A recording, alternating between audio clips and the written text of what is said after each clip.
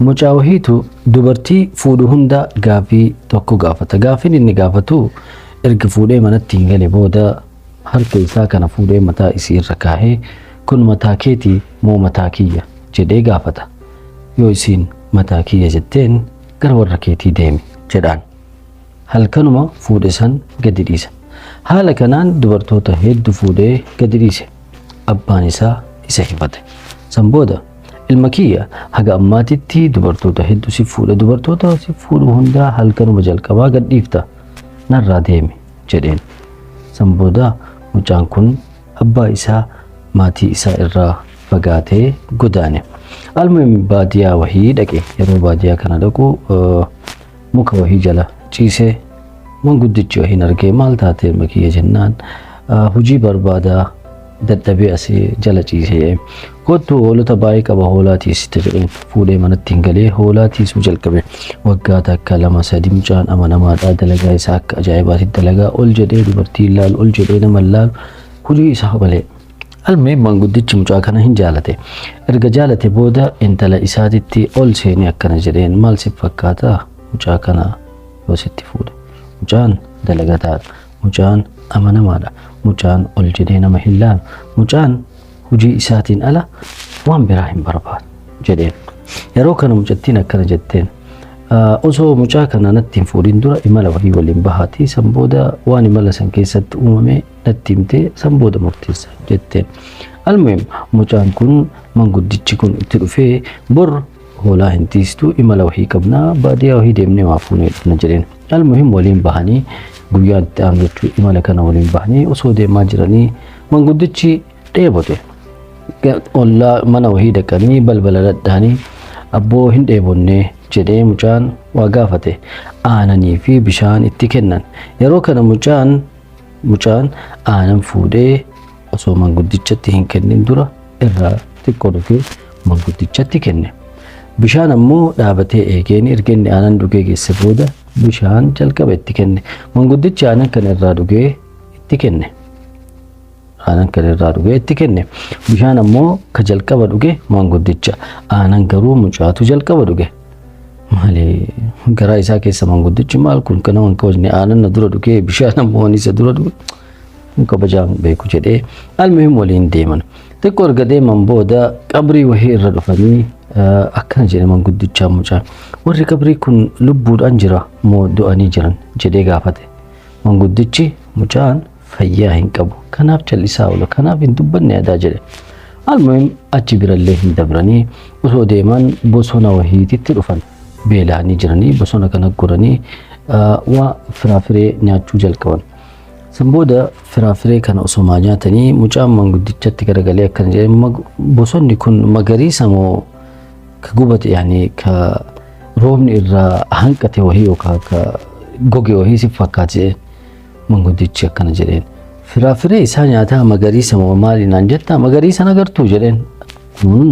Fayyaa hin qabu jedhee bakka deemnu san illee hin deemnu ani yoo haga xiqqoo si waliin fagaadde nama raachitaa haa deebinu jedhanii deebi'an. Almuhim manatti erga deebi'an booda manguddichi ol seenee taa'e. Mucattiin isaa akkana jetteen haa abbii maal agarteette? Wallaahi yaada kee jijjiiree jira mucaan fayyaa hin qabu jedheen. Maali jetteen? Baytaa jedheen.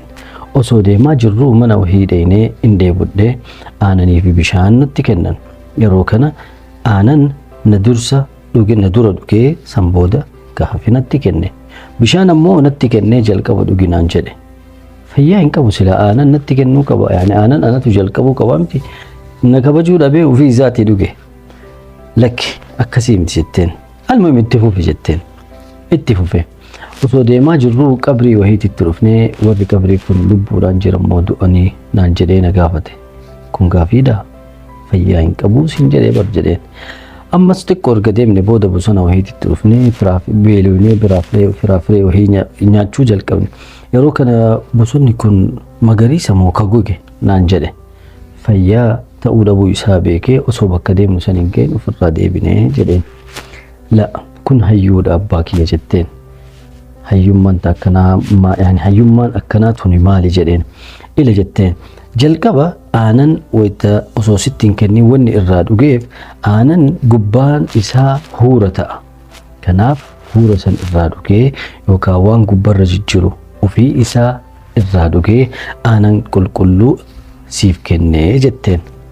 Bishaan ammoo jalqaba wanni si kennee bishaan uumaa isaatiin yeroo waraaban huurri isaa jala bu'a malee gubbaa hin ta'u. Kanaaf akka ati bishaan kana qulqulluu irraa dhugdee gaafe ka jala jiru inni akka dhuguuf kanaaf si kenne malee waan biraatiif miti jetteen. Abbaaniin ajaa'ibe. Lammaffaa ammoo yeroo qabrii wahii bira geettanii warri qabrii kanaa lubbuun jira moo du'ani kasiin jedhe namni lubbuudhaan ilmaan isaa jiru yaani lubbuudhaan jira inni du'us. Laakiin namni du'e sun yoo ilmaan ka hin qabne ta'e immoo du'ee achumatti hafa yaani du'aadha. Nama isa booda isaaf kadhatu isaaf sadaqatu hin jiru jechuudha jedhee. Inni sadaffaa ammoo magariisa moo gogaadha kasiin jedhe jechuun isaa abbaan oorruu kanaa yoo Firaafireen kun ka isaa ta'e yaani ka dhuunfaa isaa ka liqiin keessa hin jirre yoo ka ta'u taate kuni magariisaa. Laakiin yoo liqii namaatiin waan kana ka hojjetu ta'e firaafirii asii guure namatti kenna ammas deemee liqeeffatee facaasaa haala kanaan jiraata kana jechuu isaatii jetteen. Tawakkalnaa alallah itti na heerumsiisaa jetteen. Almuhim mucaan hin fuudhee aadaa isaa hin dhiifne. Ol seenanii hin taa'anii harka isaa fuudhee mucattii irra kaa'ee kun mataa keeti moo mataa kiyya jedheen. Mataa isii irra kaa'ee jechuudha. Harka isaa mataa isii irra kaa'ee kun mataa keeti moo mataa kiyya jedhee gaafateen. Yeroo kana mucattiin hayyuu akka isaati akka jetteen dur mataa kiyya ture jetteen amma garuu mataa kee ta'ee jira jetteen. Ati jaartii tiyya taatee jirta. Hedduun isaanii fashalanii turanii ati dhugama dubartiin an barbaadu illee tan jedheenii fudhatee gara mana isaaniittiin galee jedhama. Hayyuu fi hayyuun wayita walitti dhufan ammoo ilma akkamii akka dhalchan nan gaafatin. Isaanuma gaafadhu nagaatti.